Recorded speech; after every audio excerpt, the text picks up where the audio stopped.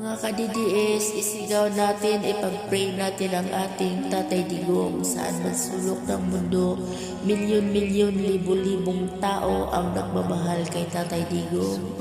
Ipag-pray natin na sana ngayong September 23 ang trial ni Tatay Digong ay mapawalang sala ang ating minamahal na kinikilala at nag-iisang pinaka-the best ama ng Pilipinas, ang nag-iisang Tatay Digong. Sana mapawalang sala ang ating ama at siya ang nag-iisang nagmamahal sa bawat Pilipino. At sana ay mananatili tayong matatag, hawak kamay, kapit kamay at ipagdasal natin si Tatay.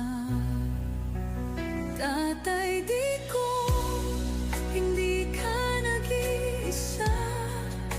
Milyon-milyong puso ang kasama. Ang bayang minahal mo ng tapat, hindi kailanman lilimot sa iyong hirap.